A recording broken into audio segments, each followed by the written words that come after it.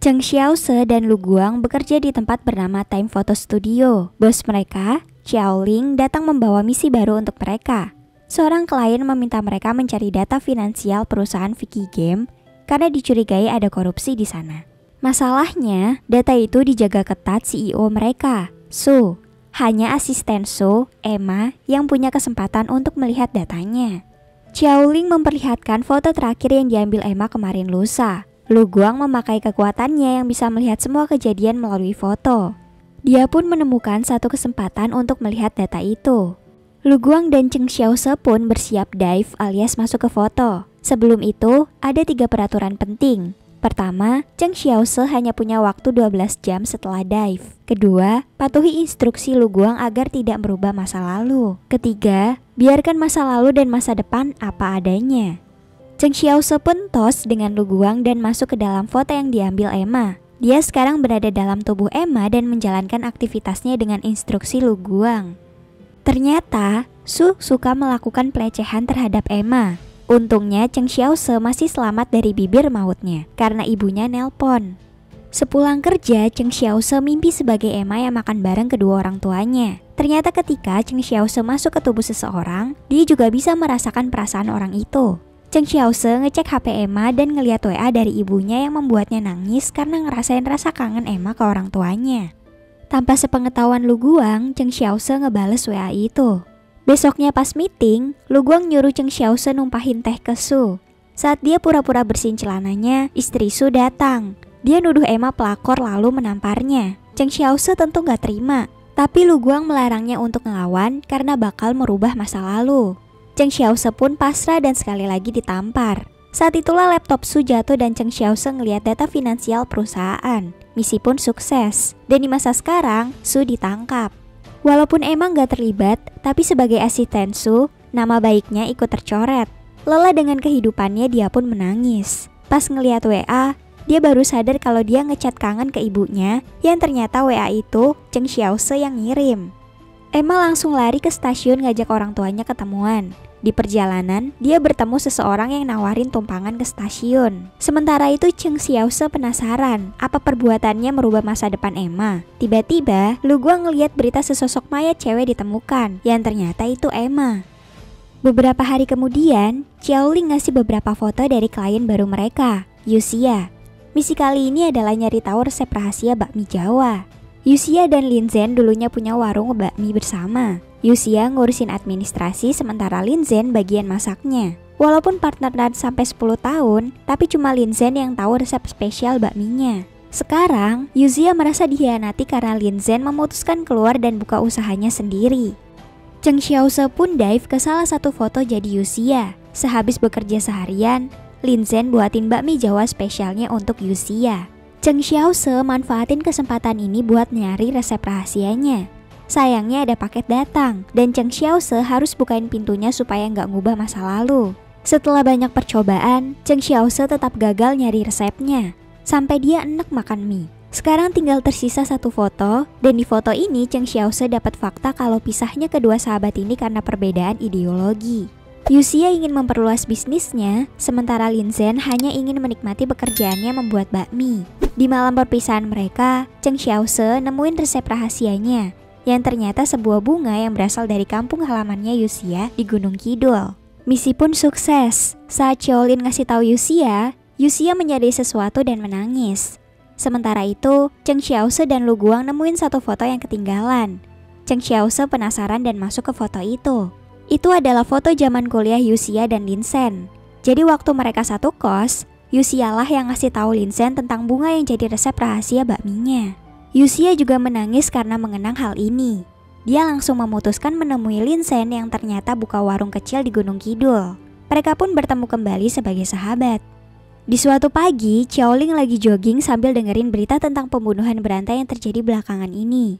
Tiba-tiba sesosok pria mendekatinya. Untung Lu Guang datang menghentikannya. Ternyata pria itu adalah Chen. Dia bermaksud untuk memakai jasa mereka. Dia ngasih fotonya ke Lu Guang. Chen menjelaskan kalau foto itu adalah hari terakhir di mana tim basketnya kalah dan hari terakhir bertemu dengan cinta pertamanya, sekaligus hari di mana dia berantem sama ibunya. Chen ingin menyampaikan 3 pesan untuk mereka agar dia nggak ada penyesalan. Cheng Xiaose heran kenapa Lu Guang mau mengambil pekerjaan ini. Padahal menyampaikan pesan ke masa lalu bisa mengubah masa depan. Tapi Lu Guang bilang gak masalah. Cheng Xiaose akhirnya dive jadi Chen. Chen ternyata seorang pemain cadangan. Waktu Cheng Xiaose iseng moto, flashnya gak sengaja nyala dan musuh memanfaatkan hal ini untuk mencederai kapten mereka, Hong Bin. Akhirnya Cheng Xiaose masuk jadi pengganti. Walau tubuhnya Chen, tapi aslinya Cheng Xiaose jago basket. Dia pun gak bisa nahan gerakannya dan malah bermain sangat bagus. Cheng Xiaose berhasil mengejar ketertinggalan timnya. Hal ini mengejutkan semua orang. Lu Guang pun memperingatkannya karena tim Chen ditakdirkan kalah. Cheng Xiaose dapat info kalau game ini adalah penentuan nasib timnya. Kalau timnya kalah, sekolah akan menghentikan tim mereka. Dia pun terbawa suasana dan mulai bermain serius lagi. Cheng Xiaose tanpa sadar menghiraukan instruksi Lu Guang dan pada akhirnya malah membawa kemenangan ke timnya. Cheng Xiaose panik, takut masa depan berubah. Untungnya Lu Guang bilang kalau masa depan masih sama. Jadi, Lu Guang pernah jelasin kalau di beberapa titik waktu ada simpul penting. Bahkan kalau Cheng Xiaose mengubah takdir di titik sebelumnya, selama ada simpul penting itu, takdir akhirnya tetap akan sama. Selesai pertandingan, Cheng Xiaose nganter Hong Bin ke rumahnya. Dia juga nyampein pesan Chen yang pertama. Setelah itu, mereka bertemu adik Hong Bin, Liu Meng. Dialah ternyata cinta pertama Chen. Mereka pun pergi jalan berdua. Saat itulah Cheng Xiaose nyampein pesan kedua Chen.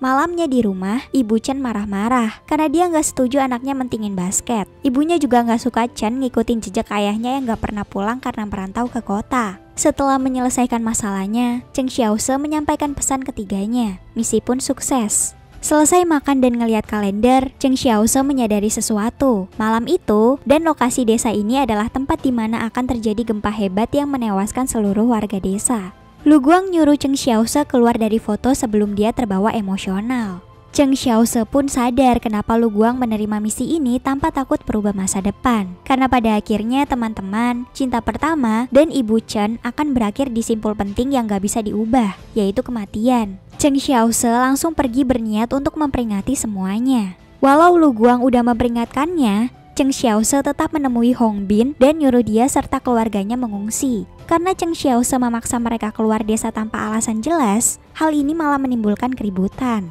Cheng Xiaose akhirnya ngasih tahu kalau akan ada gempa besar malam ini. Salah satu warga nanya dapat info dari mana. Cheng Xiaose panik dan bilang dari majalah. Akhirnya dia malah diketawain dan terpaksa pergi. Cheng Xiaose meminta Lu Guang setidaknya untuk menyelamatkan ibu Chen. Lu Guang akhirnya mau dan ngasih instruksi ke Cheng Xiaose agar ibu Chen selamat. Cheng Xiaose pun ngasih tahu ibu Chen kalau bakal ada gempa. Ibu Chen percaya dan pergi mengemas barang-barang. Lu Guang bilang percuma kabur keluar karena gempa akan mengakibatkan longsor yang mengubur seluruh desa. Chen di masa sekarang selamat karena dia berlindung di bawah meja. Jadi Cheng Xiaose ngajak ibu Chen berlindung di bawah meja. Ibu Chen kelupaan sesuatu dan berniat ngambil barang itu. Cheng Xiaose nahan dia dan pergi ngambil barang itu sendiri. Tepat jam 9:30 saat semua orang bersantai, gempa besar terjadi dan menghancurkan seluruh desa.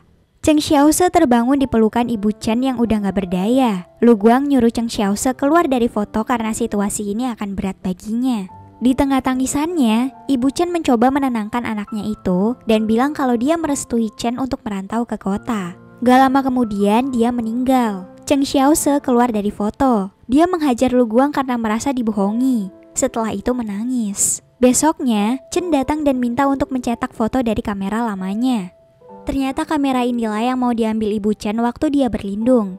Sambil mencetak fotonya, Cheng Xiaose mengingat semua kenangan saat dia menjadi Chen bersama teman-teman, cinta pertama, dan ibu Chen.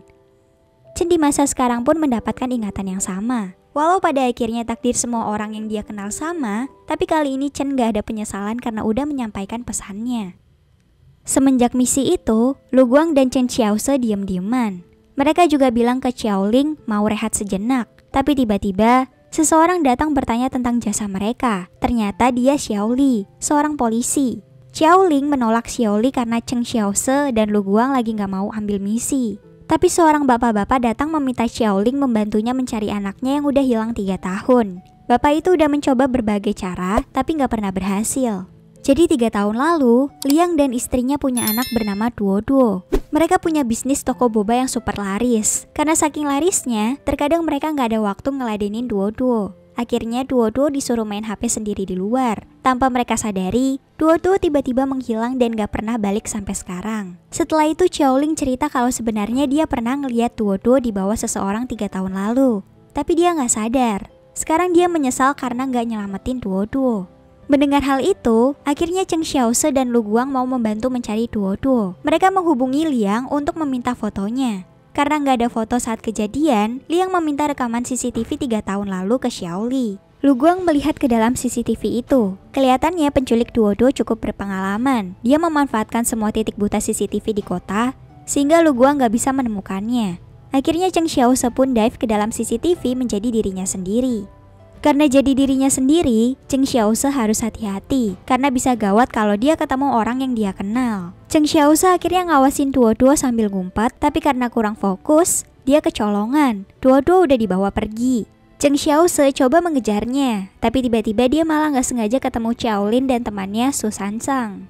Xiaolin dan Su Sansang tentu kaget ngelihat Cheng Xiaose yang seharusnya lagi keluar negeri sama Lu Guang. Cheng Xiaose pun langsung lari menghindar. Karena hal ini juga, Cheng Xiaose jadi kehilangan jejak Duoduo. Balik ke masa sekarang, akhirnya mereka menemui Liang dan meminta maaf karena nggak bisa nemuin petunjuk. Liang berterima kasih ke mereka karena udah bersedia membantu, dan tentu dia belum menyerah untuk mencari anaknya. Lu Guang nanya Liang, apa dia benar-benar nggak ada foto saat kejadian? Liang lihat-lihat HP-nya lagi dan nggak nemuin satupun. Tapi Cheng Xiaose malah menyadari satu foto, yaitu foto mainan Duoduo yang dia ambil sendiri mak HP-nya Liang. Lu Guang pun menganalisis foto itu dan menemukan secercah harapan. Cheng Xiaose langsung dive ke foto dan menjadi Duoduo. Cheng Xiaose begitu penasaran siapa orang terkutuk yang menculik Duoduo di siang bolong. Tiba-tiba seseorang menjatuhkan kelereng ke arah Duoduo. Cheng Xiaose ngambil kelereng itu dan seorang tante-tante mendekatinya. Dia minta kelereng itu dikembalikan. Cheng Xiaose heran kenapa kelereng itu wanginya harum. Sesaat dia menciumnya, tiba-tiba kepalanya pusing. Cheng Xiaose juga jadi nurut-nurut aja disuruh sama tante itu. Beberapa saat kemudian, Cheng Xiaose terbangun di sebuah hotel. Lu Guang nyuruh Cheng Xiaose nyari petunjuk karena mereka mulai kehabisan waktu. Cheng Xiaose pun coba mengambil dompet penculik itu buat nyari identitasnya. Tepat setelah Cheng Xiaose ngeliat KTP-nya, penculik itu terbangun. Cheng Xiaose secara refleks langsung nge-uppercut si penculik sampai giginya copot. Cheng Xiaose di sini berpura-pura kesurupan leluhurnya si penculik dan memperingatinya untuk menjaga Duoduo dengan baik sampai 3 tahun ke depan. Kalau enggak, dia akan masuk neraka. Tanpa disangka, penculik itu ketakutan dan percaya. Di masa sekarang, akhirnya Liang dan istrinya bertemu kembali dengan Duoduo setelah 3 tahun lamanya. Dan penculik itu menepati kata-kata Cheng Xiaose untuk menjaga Duoduo dengan baik. Sementara itu, Xiaoli mendatangi Cheng Xiaose. Dia menduga Cheng Xiaose bisa kembali ke masa lalu karena dia melihat sosok Cheng Xiaose yang sekarang di rekaman CCTV dekat lokasi penculikan Duoduo 3 tahun lalu. Xiaoli lalu meminta Cheng Xiaose membantunya. Lu Guang menghentikannya karena dialah yang bertanggung jawab dalam menerima misi. Lu Guang lalu melihat foto-foto itu yang ternyata kasus kematian Emma. Pas Cheng Xiaose mau lihat, Lu Guang buru-buru ganti ke foto pelaku. Xiaoli ngejelasin kalau ini kasus pembunuhan berantai dengan motif nggak jelas. Lu Guang menolak misi ini, tentu agar Cheng Xiaose nggak merasa bersalah atas kematian Emma. Besoknya, Xiaoling bawa klien baru yang ternyata teman mereka, Su Sansang. Dia minta bantuan buat nyari tahu apa yang gebetannya alias Dong Yi katakan di malam kelulusan. Jadi Su Sansang sama Dong Yi ini udah deket dari awal kuliah, tapi belum jadian-jadian. Di malam kelulusan, Su merasa Dong Yi ngomong sesuatu yang penting, tapi dia nggak sadar karena mabok. Akhirnya mereka membantu Su Sansang. Cheng Xiaose dive ke foto di malam kelulusan jadi Su Sansang. Singkat cerita, setelah karaoke dan mabuk-mabukan, mereka pun pulang. Tapi pas Dong Yi mau ngomong, Cheng ngeliat cowok mencurigakan yang ciri-cirinya kayak si pembunuh berantai. Cheng ngejar cowok itu dan mancing dia supaya menangkapnya. Cheng berhasil bikin si cowok pingsan, tapi sepertinya dia bukan pembunuh berantai yang asli. Balik ke masa sekarang, Su malah masuk berita karena dikira berhasil nangkep pembunuh berantai yang selama ini neror kota. Sementara itu, Lu Guang juga berhasil nyatet kalimat yang diucapkan Dong Yi. Dia juga udah ngasih kalimat itu ke Su Sansang. Ternyata Dong Yi bermaksud mengungkapkan perasaannya dan besok Dong Yi meminta Su menemaninya melamar kerja. Tiba-tiba Xiaoling, Lu Guang, dan Cheng Xiaose dapat WA mencurigakan dari Su Sansang. Di tempat lain, Dongyi juga lagi nunggu Su yang gak datang-datang. Pas Xiaoling coba menghubungin Su, terdengar suara lelaki mencurigakan yang bilang kalau dia akan muncul seperti yang dijanjikan. Mereka langsung khawatir kalau itu pembunuh berantai. Lu Guang curiga ini gara-gara berita yang bilang kalau Su Sansang berhasil nangkap pembunuh berantai sehingga pembunuh yang asli marah. Cheng Xiaose lagi-lagi merasa bersalah karena ulahnya Su Sansang jadi dalam bahaya. Lu Guang berniat lapor ke Xiaoli, sementara Xiaoling disuruh menjaga Cheng Xiaose yang merasa bersalah. Sementara itu, Xiaoli ternyata berhasil mengidentifikasi si pembunuh berantai yang dicurigai adalah Liu Min, direktur dari perusahaan Vicky Game. Lu Guang meminta foto CCTV saat kejadian. Dari foto itu, dia dapat info plat mobil pelaku yang ternyata emang benar mobil Liu Min. Tapi, Lu Guang tiba-tiba ngelihat keberadaan Cheng Xiaose di sana. Dia pun langsung sadar, Cheng Xiaose masuk sendirian ke dalam foto. Cheng Xiaose diam-diam ngikutin Liu Min dengan ngumpet di bagasi mobilnya. Liu Min membawa Emma ke tempat sepi dan langsung menyerangnya. Sambil menyekiknya, dia menyebut nama Emma. Mendengar nama Emma, Cheng Xiaose baru sadar kalau takdir Emma berubah hanya karena dia mengirim WA kangen ke ibunya Emma. Cheng Xiaose pun teriak menyesal. Mendengar teriakan itu, Liu Min menghentikan perbuatannya dan membuka bagasi mobilnya. Tapi dia nggak menemukan siapa-siapa. Cheng Xiaose ternyata balik ke masa sekarang dan muncul tiba-tiba di kamarnya. Lu Guang langsung memarahinya. Tiba-tiba bawahan Xiaoli nelpon dan bilang kalau tadi mereka udah mendatangi kediaman Liu Min, tapi mengejutkannya ternyata Liu Min lumpuh akibat kecelakaan. Karena Liu Min masih lumpuh di saat kejadian Su menghilang, maka dia punya alibi dan gak ditangkap. Lebih mengejutkannya lagi, ternyata Liu Min gak berada di tempat kematian Emma, karena dia baru mengalami kecelakaan. Malahan CCTV menangkap rekaman Emma lagi berjalan sendiri di jembatan. Lu Guang lalu nemuin foto Su yang diambil kemarin di Facebooknya. Lu Guang pun menganalisanya, ternyata malam kemarin seseorang bertopeng masuk ke kosan Su dan menyerangnya dengan pisau. Akhirnya Cheng Xiaose dive ke foto itu jadi Su. Dia mengulang lagi kejadian kemarin tapi sebagai Su. Malamnya, Lu Guang mengingatkan Cheng Xiaose untuk bersiap menghadapi si pembunuh. Cheng Xiaose tiba-tiba meminta izin ke Lu Guang untuk menjalankan rencananya sendiri. Sementara itu, ternyata si pembunuh di masa sekarang berada di depan Time Photo Studio dan masuk ke dalam. Tiba-tiba, Lu Guang tahu dan menguncinya di ruangan percetakan. Balik ke Cheng Xiaose. Dia juga berhasil nahan si pembunuh untuk membunuh Su Sansang. Cheng Xiaose menawarkan permainan ke si pembunuh. Dia nyuruh pembunuh itu untuk datang menemuinya besok malam di Time Photo Studio. Cheng Xiaose akan meladeninya bertarung tapi dengan syarat si pembunuh harus memastikan keselamatan Su Sansang. Dia tertarik dan setuju. Cheng Xiaose pun langsung balik ke masa sekarang. Tepat di hadapan si pembunuh yang udah dijebak di ruangan percetakan, Cheng Xiaose menghajar habis-habisan pembunuh itu. Dia sengaja menjebak si pembunuh di ruang percetakan. Jadi Cheng Xiaose bisa seenaknya menghilang ke foto-foto yang ada di sana. Hal itu membuat si pembunuh kerepotan dan akhirnya berhasil dijatuhkan. Cheng Xiaose membuka topengnya dan benar, itu Liu Min. Liu Min ini kayak punya dua kepribadian. Tapi pada akhirnya dia ngaku udah membunuh dan polisi pun menggerebeknya. Tapi Cheng Xiaose masih penasaran kenapa Liu Min gak ada di tempat kematian Emma. Dia pun masuk ke CCTV di mana Emma terlihat jalan sendiri. Liu Min diinterogasi, tapi dia kali ini gak ngaku udah ngebunuh orang. Liu Min cuma bilang kalau temannya yang melakukan itu. Pada malam itu, Liu Min gak ngebunuh Emma karena kaget sama suara teriakan di bagasi. Dia pun membawa Emma pergi, tapi di tengah perjalanan Emma berontak dan menyebabkan mobil Liu Min kecelakaan. Setelah itu Liu Min jadi lumpuh sementara Emma pergi sendiri. Emma teringat masa lalunya yang dari desa dan jadi harapan orang tuanya, tapi semenjak kerja di kota, dia terpaksa harus menjalani kehidupan kota yang buruk. Emma berniat loncat dari jembatan untuk mengakhiri hidupnya. Untung Cheng Xiaose datang menghentikannya. Dia menjelaskan segala kejadian dari awal, dari dia yang kembali ke masa lalu melalui foto dan jadi Emma. Dengan segala pengalamannya mengalami kehidupan orang lain di masa lalu, Cheng Xiaose berhasil membujuk Emma untuk tetap hidup. Emma pun mengurungkan niatnya bunuh diri. Di masa sekarang, Xiaoli dan bawahannya curiga Liu Min mengidap kepribadian ganda karena dia selalu mengaku temannya yang pembunuh. Tapi catatan dari dokter nggak menunjukkan Liu Min punya kepribadian ganda. Mereka juga heran kenapa Liu Min yang lumpuh bisa jalan dengan lancar. Secara tiba-tiba, mata Liu Min berubah merah dan dia mencekik dirinya sendiri. Balik ke Emma yang berhasil dibujuk. Lu Guang terkejut karena Cheng Xiaose bisa membatalkan kematian Emma. Padahal kematian adalah simpul penting yang gak bisa diubah. Tapi tiba-tiba, mata Emma berubah merah dan dia seperti dirasuki. Setelah itu Emma langsung loncat dari jembatan. Lu Guang juga tiba-tiba ditusuk Xiaoling yang matanya juga berubah merah. Lu Guang baru menyadarinya, orang yang membunuh Emma, orang yang disebut Liu Min, temannya, dan orang yang menusuknya sekarang adalah orang yang sama yang mempunyai kemampuan merasuki roh. Cheng Xiaoze langsung balik ke masa sekarang dan melihat Lu Guang udah bersimbah darah. Orang yang merasuki Xiaoling lalu bilang kalau ini hukuman Cheng Xiaoze karena berbuat curang, dan sekarang permainan akan dimulai kembali.